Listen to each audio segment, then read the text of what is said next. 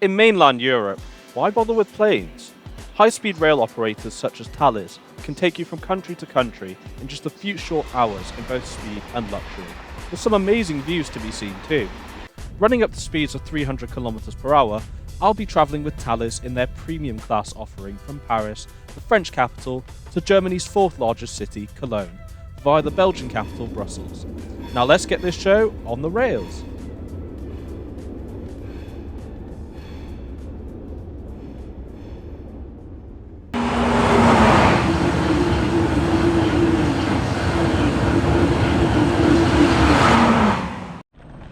Bonjour à tous!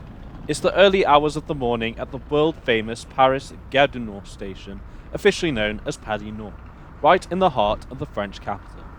The unmistakable angel bear sculpture highlights this, designed by Richard Texture in 2015 as a reminder of the 200 million plus passengers passing through this station per year, of the continued impacts of climate change on polar bears. Before we explore this amazing station further, let's take a slight detour down the road to the Thalys Premium Lounge. This is available for use with those on a Thalys Premium ticket, such as myself, with plenty of friendly staff to greet you at the door.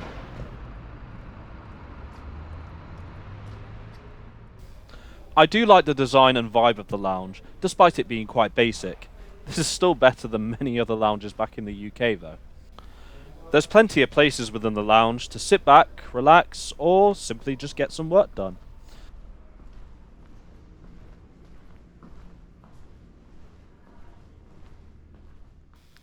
The lounge also offers plenty of hot drinks and traditional French delicacies, though I passed on this occasion, as I already have my complimentary meal on board the train, and my body clock still hadn't quite adjusted to the 1 hour time difference, so I wasn't really that hungry. I did fill up on water though using the tap, which also includes hot and fizzy water too. Pretty cool. The lounge also has complimentary Wi-Fi as well as power sockets, though don't worry if you forgot your EU adapter, as USB Type-A sockets are also present. I do like the artwork on display in the lounge, depicting scenes from the countries that Thalys operates in. Which one's your favourite? Do let me know in the comments below. The shoe shiner was also a rather nice touch for the lounge, particularly for those who need to prepare for a meeting at the last minute. Nice! Right, that's enough snooping around the Thalys Premium Lounge. It's now time to head into the station in preparation for this morning's departure. Paris Nord is admittedly one of my favourite stations in France and never fails to mesmerise me. Everything from the grand roof design to the overarching pillars are just fantastic. The station was opened originally in 1846 and now acts as the busiest railway station in Europe, handling circa 214 million passengers a year, and is served by a multitude of operators, ranging from TGV high-speed services to SNCF regional and suburban services under the Transilien and TER brands. Being Europe's busiest mainline station, it naturally has great connections with the RER and the Paris Metro. International services at Paris Nord are also provided by Eurostar between here and London. This is Thalys' sister brand since the merger of the two operators back in April 2022. What does the merger mean for Thalys? Very excellent question. Allow me to explain. The merger has resulted in both Eurostar and Thalys being owned by a new holding company known as the Eurostar Group. Starting in October 2023, the Thalys brand will begin to be phased out and replaced with the Eurostar brand. This will see the trains retain their existing red livery, albeit with the new Eurostar logo. Eurostar trains will also start to appear on Thalys routes too, so you could end up on their flagship E320 on routes such as Paris to Amsterdam. Personally, I think it suits the Thalys scheme more than the Eurostar one, but what do you think? Please do let me know your thoughts in the comments below. Thalys services from Gare du Nord provide links to Amsterdam, Brussels and Cologne from the French capital, with the latter service having limited extensions to Dortmund and Dusseldorf. One of the two trains they use is the TGV PBKA set, which is simpler than the PBKA variants, but more on that later. For now, our train is incoming from the depot, with the PBA set leading the consist into Paris Nord. This is also a good time to mention that unlike Eurostar services to the UK, there are no security and passport checks required, owing to all destinations Thalys serve being part of the European Schengen area, which makes the boarding process both faster and a lot simpler than taking the plane. Bonjour, monsieur. Merci beaucoup.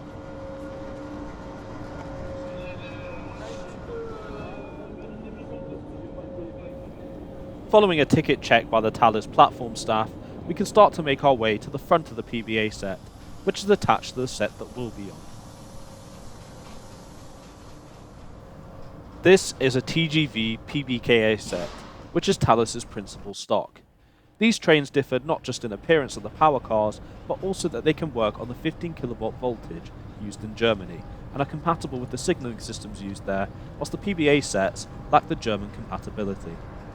The 9 PBA sets, a TGV Réseau derivative, were ordered owing to the extreme cost and complexity of having the PBKAs as Thalys' sole rolling stock. The PBA set will therefore leave us at Brussels, with the PBKA set continuing the remainder of the journey solo to Cologne.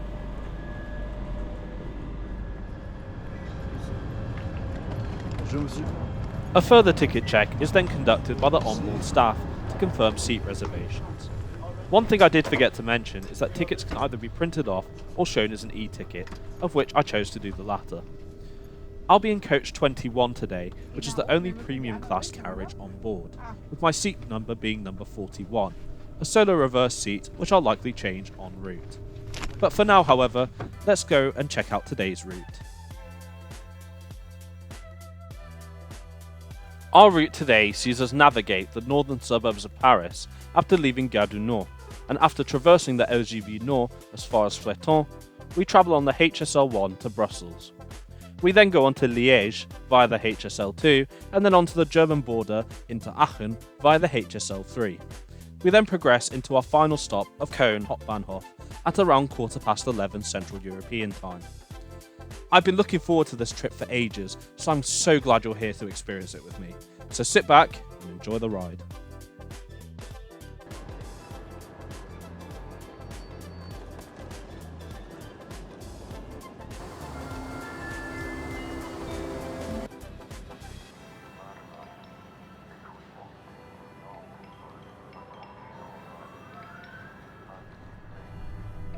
Owing to train crew issues, we finally depart Paris Gare du Nord approximately 7 minutes late.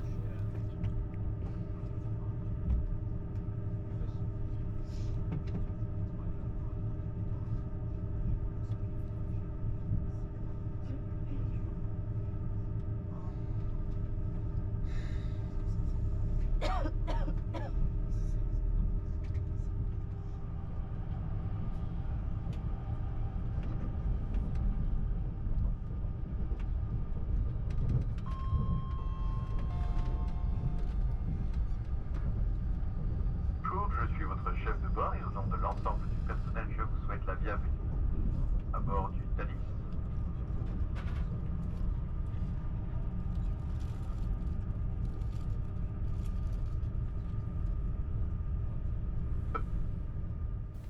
What's the seat like? Incredibly comfortable as with most TGV trains, albeit with rather aged and faded maquette. The headrest was rather comfy and a nice touch too. Foldable armrests are located on both sides of the seat, which is great as you're able to adjust them both, depending on your level of comfort. More regular viewers of the channel will know that I'm not a huge fan of footrests. They are rather fiddly and uncomfortable, as can be seen here, but that's just for me personally. Regardless, without the footrests, I did find the seat pitch and legroom to be rather generous. This is aided further by the automatic seat recline, which can be operated with the seat buttons like so, and shuffling as appropriate. The foldable tray in front of the seat is surprisingly large, perfect for a laptop or a complimentary meal, but more on that shortly.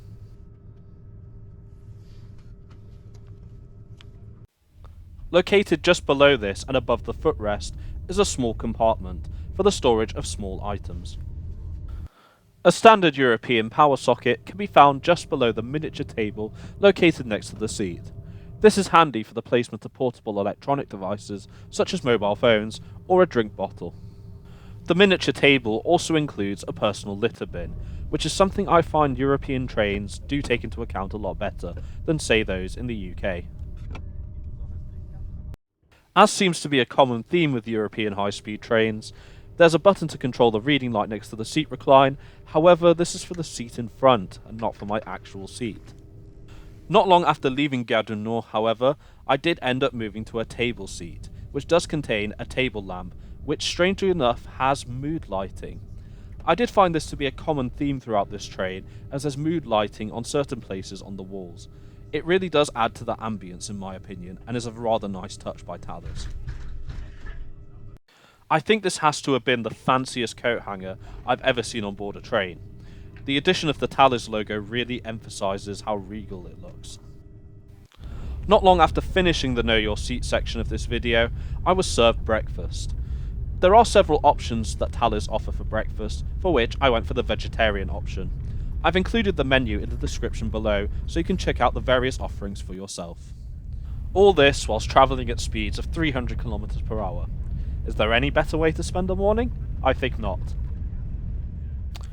Daybreak is fast approaching as we make our way across the LGV Nord, travelling at the line's maximum speed of 300 km per hour, something that won't be possible on the motorway right next to us. Thalys services use the line as far as the Fleton Triangle near Lille, which they use to cross the border onto Belgium and move on to the HSL1 line towards Brussels. I feel like now's a good time to do a walkthrough of our train and take a look around. We start off in premium class, of which there's only one carriage on board. This is Thalys' highest first class offering available, and is one of two that the service offers. The second of the two offerings is comfort class, which has the exact same layout as premium class, albeit there's a reduced level of service compared to what's offered in premium. There are no complimentary snacks and drinks, and there's no at-seat service as well. However, I would argue that comfort class is perfectly reasonable value for money, as there are times where it can be even cheaper than a standard class fare. That is, if you book in advance and take advantage of Thalys' many offers. Comfort class consists of two carriages on board the PBKA and PBA sets, and, as with premium class, seating arrangements are in a 2x1 configuration. We now come on to the dining car on board the Thalys set. Regardless of whether it's a PBA or PBKA, you do have the same interior layout throughout, which means you also get the same dining car too. I did pass on getting the food here though, as I already had my breakfast with Thalys Premium, and I did find the food to be a little bit pricey, even though we're actually on a train, so I thought I'd give it a miss this time. But overall, the ambience is great, and it really does signify just how classy and premium Thalys really is. The remaining 6 carriages of the train consist of standard class seating, of which there's 2x2 seating throughout, featuring tables. Whilst the interior of these trains is absolutely fantastic, with their comfortable seats, many toilets and great ambience, it's also significantly flawed. The seats and floor maquette look rather faded, and there isn't as much luggage space as you would expect compared to other international operators such as Eurostar. And this is where Thalys' Ruby project comes in. Thalys is carrying out an extensive refurbishment of its PBKA fleet, and is branding these trains as Ruby. This is aiming to give the fleet a brand new look both inside and out, with these visuals obtained from the Thalys website highlighting the exact changes to be undertaken to the fleet. This features completely brand new seating in both first and standard class offerings, the addition of passenger information screens, and the replacement of the bar with a much smaller kiosk. Additional luggage space is also being provided, 28 extra seats added, and for those of you who live in the Netherlands, you'll be pleased to know that there's now a bicycle space on board. I think the interior looks fantastic. What do you think? Please do let me know your thoughts in the comments below. Also, do let me know if you've tried one of the Rubies and what your thoughts on them are. We now find ourselves on the HSL1, one of 4 high-speed lines in Belgium, with this one being the link between the French border and the Belgian one. The maximum speed on the line is once again 300 km per hour. However, we're not really going near that speed at the moment, as we're fast on the approach to our first stop of Brussels South. .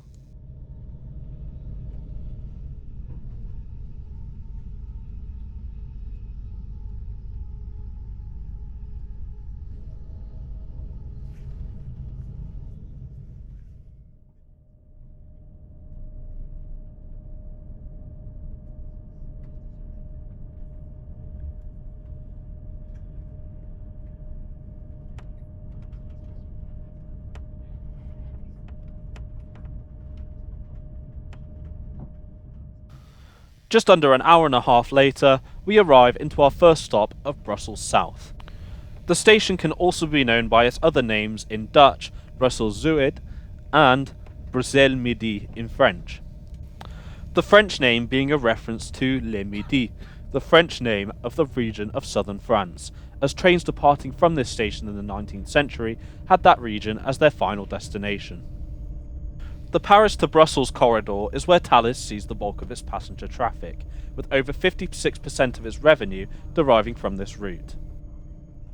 The PBA set at the rear will consequently terminate here, the 10-carriage PBKA being sufficient enough to continue to Cologne, and the PBA lacking the necessary equipment to operate in Germany.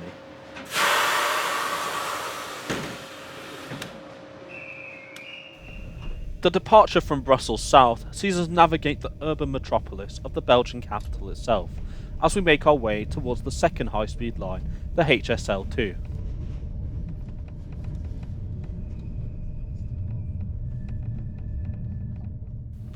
We also pass through the city's many stations, such as its second busiest, Brussels Central, and Brussels North, which we're passing through right now.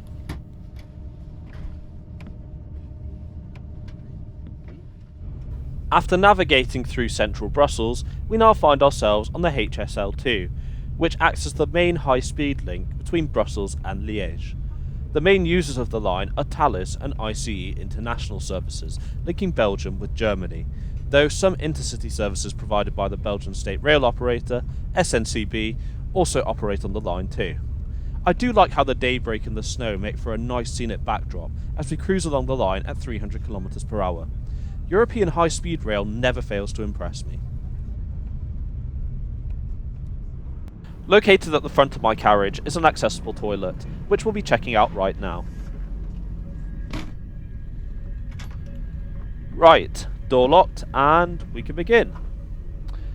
My initial impressions are that the toilet is really clean, albeit a little bit old-fashioned as with the rest of the interior of the train. A coat hanger for the storage of coats and bags is located right next to the grab pole. Oh, and what's this? Not as easy to see when you initially enter, but the flush mechanism is located just above one of the small bins. As for the sink facilities, the soap is well stocked. The tap works well as it should. The dryer also works well as it should, so therefore I'm going to give the toilet a massive thumbs up. Now let's head back to our seat and complete the journey to Cologne, or at least that was my original intention. As I exited the toilet, I did notice a small cabin at the front of the train that did appear to be available for passenger use, despite staff using it quite frequently. When I went inside, it was a meeting room similar to that found on Frecciarossa's executive class. I'm not entirely sure what Thalys had planned for this, or whether they even intended to use it at all, given that it's not advertised on their website, and it's removed during the Ruby refurbishment. If anyone has any further information on this, please do leave a comment. Approximately 45 minutes later, we arrive into our second and last Belgian stop of Liège-Guillemins, which was by far my favourite station on the route. Just look at that stunning roof. The station is still relatively new, having opened in 2009 in response to the introduction of high-speed trains in Belgium in the late 20th century, and was designed by Spanish architect Santiago Calatrava. What a stunning design!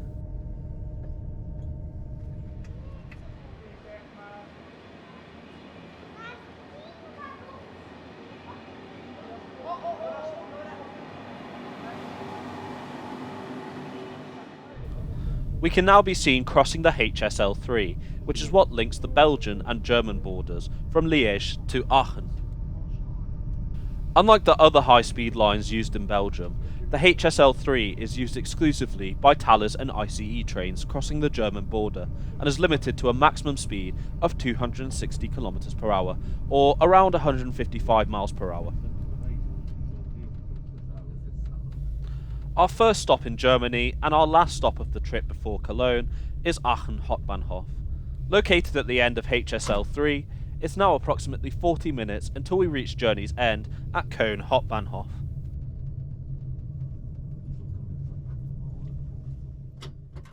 The Cologne to Aachen high-speed railway is where the final leg of our journey takes place. Thalys is the principal operator on here, with its 6 trains per day between Paris and Cologne. Other operators also include the ICE between Frankfurt and Brussels, and a daily Aachen to Berlin service done by an ICE 2 set. Whilst the maximum speed of the line is 250 km per hour, the power to weight ratio of the PBKA sets means that Thalys services operating in Germany have a restriction imposed on them, meaning they can only operate up to 200 km per hour.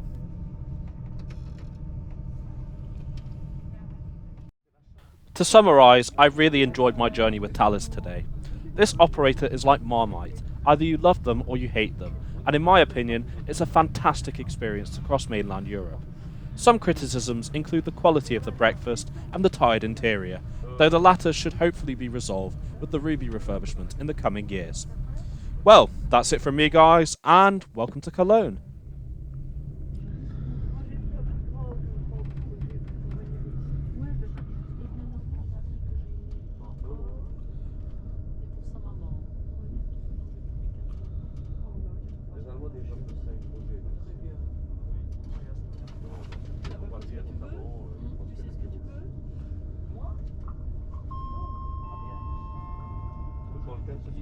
Koln non, demain, non.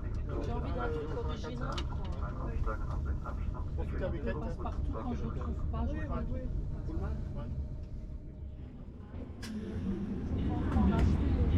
Bye bye, have a nice Thank you very day. much. And welcome all to Cologne Central Station, or Koln Hauptbahnhof. I really do hope you enjoyed the video today, and thanks so much for coming along with me on this ride. If you did enjoy the video, please do give it a like as well as share it, as that really does help the channel to grow. If you're new to the channel and want to see more content such as this, why not consider subscribing as well as enabling notifications, as I upload new videos every Friday at 5 PM. Right, I think it's now time for me to look around the city and enjoy some of the sights that Cologne has to offer, including the world famous cathedral. So as always, thanks so much for watching, and I'll see you next time.